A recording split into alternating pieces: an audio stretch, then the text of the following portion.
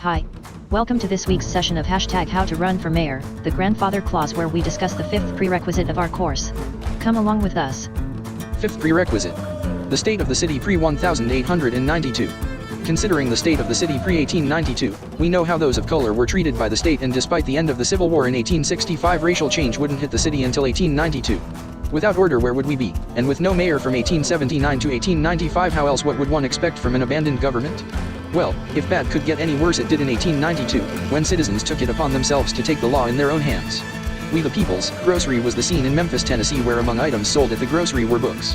Still disgruntled by defeat in the Civil War, some whites felt reading for those emancipated was not a part of the deal.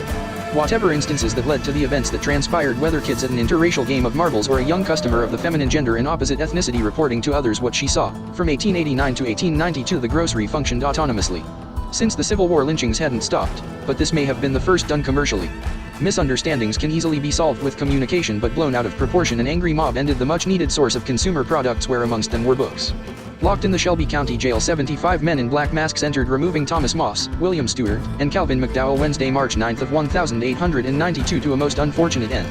The state of the city prior to 1892 was the same as before the war, where 27 years of emancipation meant little, as attitudes wouldn't change until atmospheres did, and 3 more martyrs were added to the African American martyrology as equality left, we the People's Grocery as proof of Union dominance.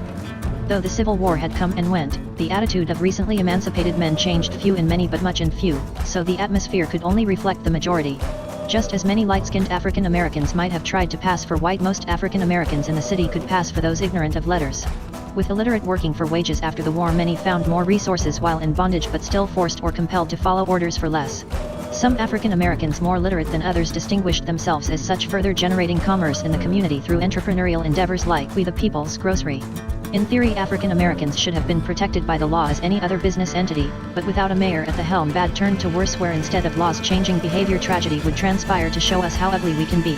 My dear professor would always say, the only thing worse than government is a lack of government, where that angry mob is a prime example of why a lack of government is worse.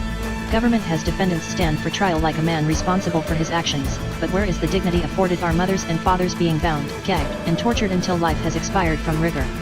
From 1865 to 1892, for 27 years, the Jim Crow ideology common in the South had previous owners paying laborers wages, but it wasn't a handout. Reneging on the previous work done in 400 years of slavery, African Americans' equity equaled a $0 pension. Flooding the cities from rural areas, more African American families needed what we the People's Grocery was selling, because without the urgency slavery demanded, free time was used by many who couldn't read previously to learn at that moment. Engrossed in studying from perhaps the largest collection of literary work available for African Americans in Shelby and many counties surrounding. Sure, there were Bibles on hand for reference, but familiar with gospel, many found further interest in studying the classics. African Americans were intellectuals too, as poets, writers, and playwrights inspired by literature chose to express themselves similarly. The fact was that the literate African American was a threat to the established order where he is to be subordinate, and knowledge proved that the former slave whose ideas of a brighter tomorrow trumped those of their racial adversaries. How could African Americans be expected to prosper or even maintain without foraging for fruits and berries, hunting, or reading in a book the way another solved a problem to better help them solve theirs? Literacy is invaluable where knowledge is what the haves had that the have-nots didn't. Biology would no longer be the factor which divided right from wrong, and African Americans in Memphis led the charge. So, in essence, the crime was thinking oneself better than those of European descent, if whether or not one was, but that pride found, when looking in mirrors smiling, was proof of illegality. Being best to play the role of the meek who are to inherit the earth in Memphis, African Americans already had profiting, if whether or not European influence existed. Separate but equal is a seemingly fair concept until equality turns to greater prosperity, where we always say antagonism is a natural byproduct of success. African Americans in Memphis after the Civil War were expected to act as it never happened, but light can't help but shine, nor truth can't help but come to the forefront. Boiling tensions from the Confederate defeat and shame from an unconditional surrender would lead to resentment for African Americans who profited seemingly and perhaps so more abundantly from administration than physical work. The audacity of some who sat while others worked was surely considered with those who lost their lives in 1892. With attitudes not changing until atmospheres had, in March 9, 1892, 3 martyrs were added to the martyrology of African Americans as we the People's Grocery proved Union dominance. Liberty unites us while justice divides us, where some weren't as business-minded as those lynched must have proven. Justice divided European and African American culture, while pride led to a heightened national atmosphere unwelcomed by whites in whom antagonism was bred.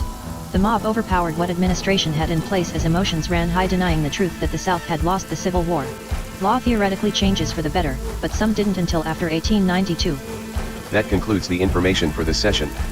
Tune in next Monday at 9:11 a.m. for our 6th prerequisite and the State of the City post 1892. We can't wait to see you there. Thanks for your time and consideration.